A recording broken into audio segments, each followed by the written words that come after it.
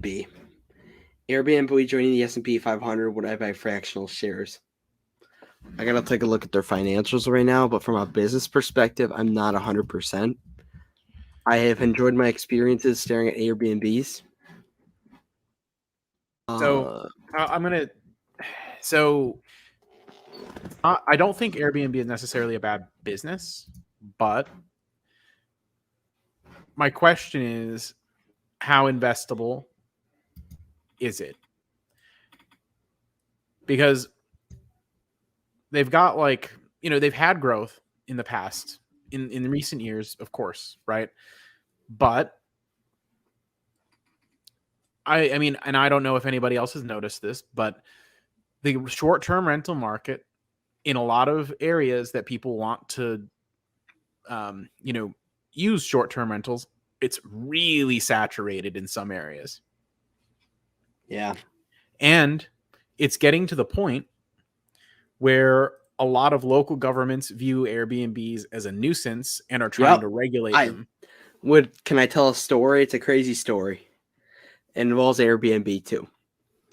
So don't dox me here, guys. Well, we have an Airbnb down our street. So for Extiv and that, don't dox me. But so we basically have an Airbnb down the street, and our neighbors have been trying to get it shut down forever now. And this lady, she's kind of an outcast. I don't want to say nobody likes her in our neighborhood because it sounds mean, but nobody likes her. So like a lot of times we'll get like random cars or like, you know what I mean? Like some of the hood parties, people, it's a middle class neighborhood. It's, I don't know, 60, 70, $80 a night. Very easy to rent out for a potential function. So one night there was a function going on, and let's just say some people from the more inner city, they rented out the apartment, and let's just say a few things might have been floating around, in their drinks or whatever. There was a giant fight, and their house is probably, it's at the end of our block, so it's probably 15, 16 houses down. It escalated. There was a giant like street fight, and there was a knife found in our front yard the next morning. The cops were called. So I could definitely see your perspective and like why, in neighborhoods they are seen as kind of a nuisance, like especially in suburban. So yeah, it's, and like one of the more popular types of unit to rent out on Airbnb are actually condos, because they're kind of like a little apartment, because it resembles more closely like a rented room or whatever. It's inside a building in a lot of cases. But what happens is the neighbors in the condo, because the condo associations have bylaws, because a condo association is sort of like it's like a legal entity, right?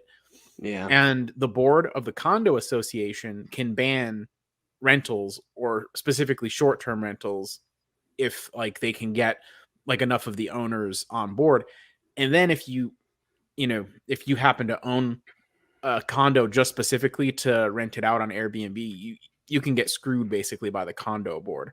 Mm-hmm. And so condo boards are fighting back, homeowners associations are fighting back, city governments are fighting back, like to try to clamp down in some areas on Airbnb. So yeah. If there's so many out there that people are finding it to be a nuisance, I think it means market's pretty saturated. I wouldn't be so bullish on the growth.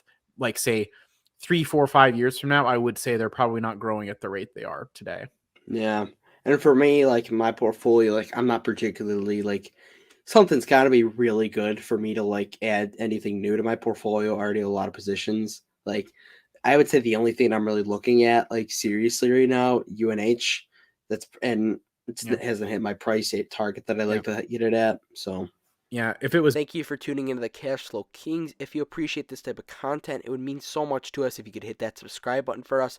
Also, coming to live every Saturday, and we'll talk about and discuss the topics that you want to talk about. Thank you, and of course, do dividend stocks, drugs. See you in the next one.